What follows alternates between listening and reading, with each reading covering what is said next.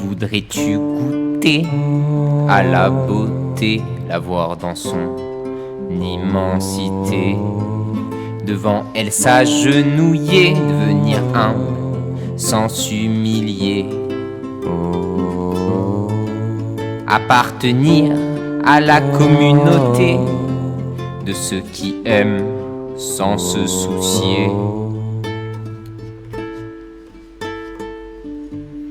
Voudrais-tu être anéanti devant plus grand que toi, si de ce dépouillement surgit la magnifique aura?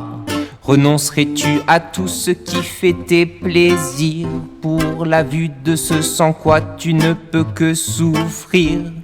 Voudrais-tu trouver le Dieu caché, à côté duquel tout est déprécié, abandonner l'idolâtrie de l'objet, souffrir de revenir à la réalité? Tes larmes de joie sur tes joues ont coulé, les présences se sont intensifiées. Souffrir fait maintenant partie d'aimer, tout ça pour avoir un jour vu la beauté. Voudrais-tu goûter à la beauté, la voir dans son immensité, devant elle s'agenouiller, devenir humble sans s'humilier, appartenir à la communauté de ceux qui aiment sans se soucier.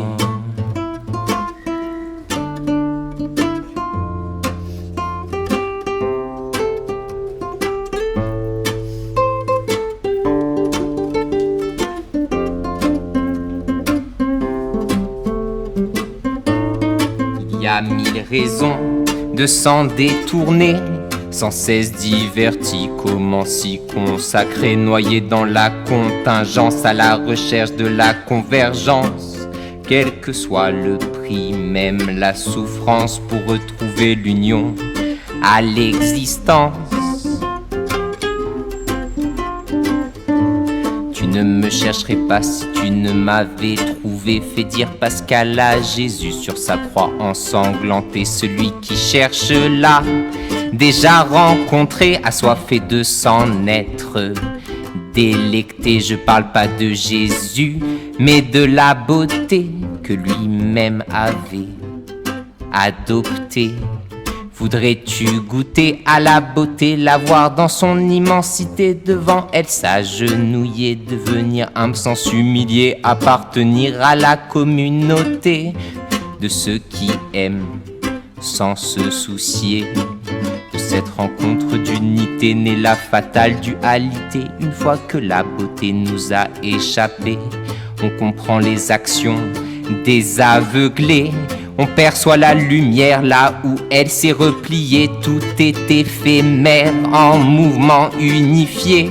Peut-on à la voir remarquer que la beauté existait? Mais ils existent, je dois te rassurer, bien qu'ils soient peu nombreux. Elle a toujours des amants amoureux entre eux, sans se connaître bien souvent.